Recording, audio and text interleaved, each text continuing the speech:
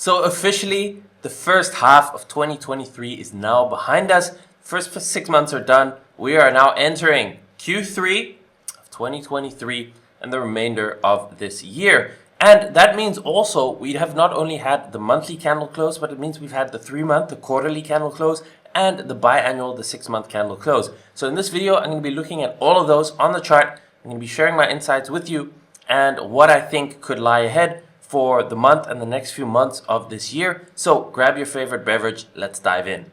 And if you haven't done so already, subscribe to the channel down below, smash the like button, leave a comment at the end, tell me your thoughts. Let's dive in. So you can see Bitcoin closed over $30,000, which is a very good sign for the bulls. We actually had a nice green candle close over here, and this simply just looks bullish. Now, before I get into this chart, let's take a look at the historic returns, and let's also take a look at what I said at the beginning of last month on June 1st, what my prediction was for this month. So when it comes to the Bitcoin monthly returns, you can see June was green at 11.98% gain for Bitcoin, which is pretty nice to see overall. You can see it was mildly mixed here, maybe leaning towards a little bit of green. So that is kind of okay.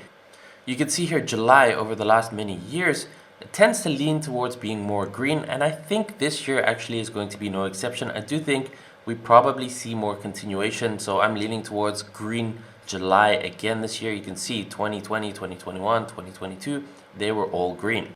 Now looking at the quarterly returns, which we can do once every 3 months, you can see here Q2 was positive. It was slightly green at 7.19%. So that's good to see. I mean, we had a big green Q1, we had a slightly positive Q2. Now we got Q3 ahead of us, and you can see obviously Q3 is always the danger of September. September tends to just be a rough month in general. So we do have that danger, and that's why it's still a bit mixed here. But in general, September, you know, it's a bit of a shakeout month. And then Q4 tends to be more green than red. So hopefully that's going to be the case again this year, where we start to run up towards the halving, which is going to happen in April of next year. So my expectation for there, at this point in time anyway, is probably green also, but we'll see closer to the time. Now heading back to the monthly chart over here, you can see nice green candle. We closed above $30,000 for the month. And the cool thing here is we got this bullish engulfing candle that basically you can see is a small little red one, and the green one basically gobbles it up on both sides. That is known as an engulfing candle, and that is a bullish type of candle here on this monthly chart. So before I share my thoughts about this chart right now, let's look at what I said on June the 1st. Above there, you can see that level is currently about 25.3, and it does look like this month we're probably going to test that, in my opinion. Again, that's also the horizontal level. You can see here, I'll zoom in the charts, the time frame a little bit in a second, but that is this level 2 horizontally, so 25.3. Probably going to hit it. Again, there's possibility for more downside in June and July, I do think. But like I said, as long as we stay above the 50-week moving average around 22,000, I'll show you the weekly chart now, then we are still good. In terms of upside, I mean, I think there is still chance for bullish continuation later in the year. As long as it just consolidates here, as long as that 50-week moving average holds as support, we're just building a plateau here for potentially the next leg up later in this year. Okay, so last month in that video, I said we would probably retest 25.3, but you know, as long as we're kind of holding this level over here and it builds a plateau, we probably continue the trend up, and that is exactly what happened, and still my thoughts what happened. So you can see the low was actually 24,756, so it wicked a little bit below that 25.3, but that is pretty much exactly what happened.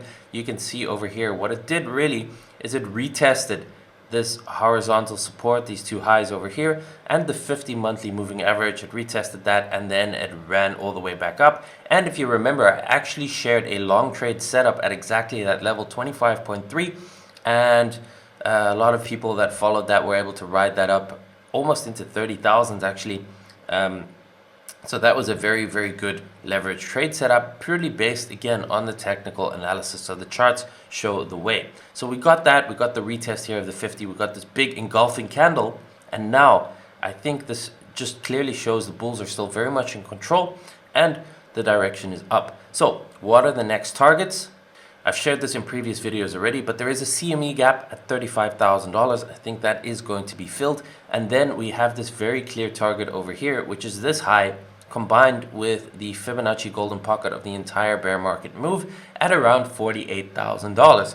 And I do think that is still possible this year that we can see that. Okay, obviously we have to take it day by day, week by week, how it develops. But as long as the chart stays bullish, which means it's above the 50-week moving average, above the 200-week moving average, above the 3-day 50 moving average, as long as the higher time frame is in a bullish trend making higher highs and higher lows, then the trend is up and we simply have to let time do the heavy lifting, and it's just a matter of time before that trend continues higher until obviously it's invalidated. But without invalidation, the trend is, in my opinion, targeting 35,000 and then 48,000 and potentially this year still. Now for the downside, is it possible we retest this 50 MA again? Yes, at 26,000. Maybe there's some sort of FUD or flash or whatever, flash crash, that it could retest that. That is a possibility, but it doesn't have to happen. So if we do get some sort of crash and retest that 50 MA, I would be looking at, again, potentially longing that somewhere around 26,000 if we get that opportunity, but it could also just continue straight higher and maybe hit 35,000 in the month of July or July and August. Now, one thing I want to show you also is that we got the quarterly close, right? So every candle here on this chart is a 3-month time frame, and you can see this year has just been looking very good. The first in Q1, we've got this massive green candle, and again, you can see it completely overshadows the previous red one.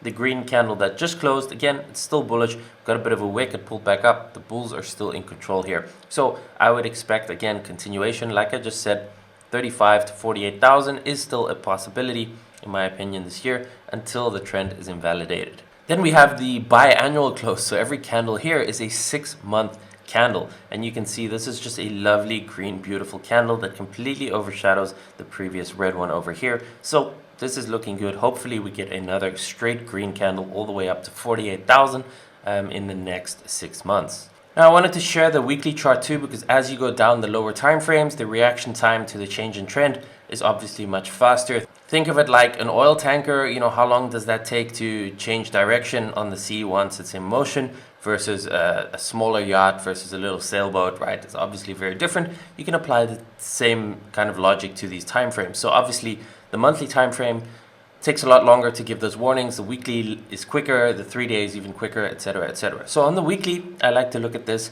and what we have here, the 50 moving average in blue and the 200 moving average in red. And that is also just a very simple way of seeing instantly what is the trend. So we have the price above both the 50 and the 200, and that is simply full-blown bull market territory. You can see here the parabolic move in 2017 and in 2020. It happens when the price is above both of those moving averages, and at this point in time we are simply above both of them. In fact, we came down this multi-week downtrend that we saw. It actually just bounced straight from the 200 with a massive green weekly candle last week, and that is just simply bullish until invalidated. So as long as we stay above this 200-week moving average, the trend is basically full-blown bull mode, and that is what we have to play. The trend is your friend until the end. So as long as we stay above 26,000, things are good for the bulls, and there's no need to think otherwise. Now it starts to change, obviously, when you get a new weekly close below that 200-week moving average again. So 26K at this point in time, we need to stay above there with the weekly close, and then the trend is bullish, and the targets are, like I said, 35K and potentially 48,000, maybe even this year. Now finally, let me zoom into the 3-day chart. That's about as low as I want to go for these higher time frame, bigger picture outlooks. Same setup, 50 moving average in blue, the 200 in red. And the 50 moving average on the 3-day, you've seen me talk about this a lot if you follow the channel. If you haven't, subscribe down below. That is basically a very good bear bull indicator, and we got bullish here in January once we reclaimed it. You can see actually how nicely we retested it and bounced, and even here retested it and bounced. So this is really the line in the sand. 26.5 at this point in time. Nice confluence with the 200-week moving average also. But what you can see here now, this interesting development, we actually got back above, very recently, the 200 moving average on the 3-day. You can see over here, it's just sitting on there. And we haven't been above there since it broke below it in April of 2022. So for 1 year, we've been below this average. We've just crossed above it. Now, what's also very interesting to see is if the price can hold here and continue higher, then what we are going to get is a golden cross on the 3-day chart, and that is when the 50 is going to cross upwards through the 200. And you can see if we project this forward, that would happen somewhere approximately towards the end of this month. Now, obviously, the condition is the price has to hold above these two averages for them to keep moving higher and get that cross. If we get that, that could be a long-term bullish signal, because you can see here we got the death cross over here in May of 2022, and basically that was still followed by many months of downside. So if we get this bullish cross, there is a chance this is followed by many months of upside, which is the expectation, because we have the halving coming up in April of 2024. And that would likely mean maybe we front run it, so in the months ahead leading into the halving, we start to run higher, and maybe several months after the halving, we continue higher. So this is looking good just purely technically. And one thing that's interesting to note also is that we had the same golden cross. You can see this doesn't happen often, maybe once a year, maybe once every 2 years. You can see we got this cross here in July of 2019, so exactly 4 years ago. The same cycle is still repeating. We got the cross in July of 2019. It would be interesting if we get it now towards the end of July 2023, 4 years later, which means potentially the whole 4-year cycle is still perfectly in play, meaning our next bull market is still coming within the next, say, 12 to 18 months. So my focus is mostly on Bitcoin, because Bitcoin leads the way. Where Bitcoin goes, the altcoins are likely to follow. But let me just have a quick look here at the monthly chart on Ethereum and share my thoughts here. So you can see we're back at $1,918, and it's just bullish, this chart looks to me. We haven't had a single red candle, monthly candle, this whole year. You can see we've had 6 consecutive green candles here: January, February, March, April, May, June. Okay, so very easy. What can we see here? The pullback here that we had in June, it actually went to these previous highs over here and perfectly bounced from it. That is bullish. Okay, we didn't even get as low as the 50-month moving average over here, which is about $1,500. So far this is looking good, and it could still come down to test that again, which means that basically as long as this trend is bullish, like any pullback here to maybe 1600 or something like that would be a potential long setup for continuation.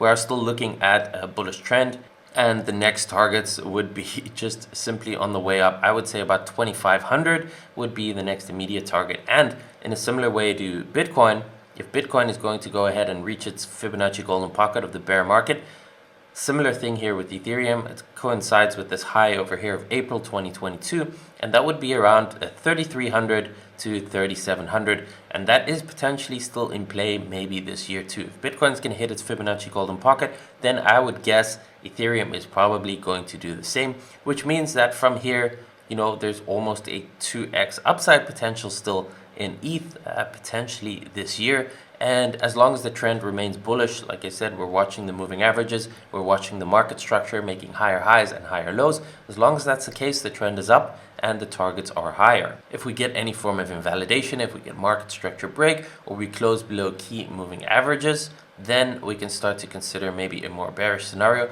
But at this point in time, the charts just look bullish to me, Bitcoin and Ethereum, and I think there's just more upside ahead of us. And what I will do in another video is basically, if you compare the previous cycles, there were two different kind of cycles. There was the 2015 cycle where the price basically went for the bear market lows and it ran up in one way until the halving. And then we had obviously 2020 where the price at the bear market low, it went up, and we had the black swan event where it crashed and came back down before the bull market started. Now, assuming we don't have another black swan event, nobody knows for sure, of course, but if we don't get a repeat of that black swan event, it is completely possible that we might be repeating the 2015 scenario where the price bottomed in November of 2022 with the FTX collapse, and it just slowly starts to grind up towards the halving next year in April without any major significant pullback. That is a possibility. We will watch the charts on a lower time frame to see how that goes to navigate it better, but I will update you about that in another video. If you like this video, please smash the like button.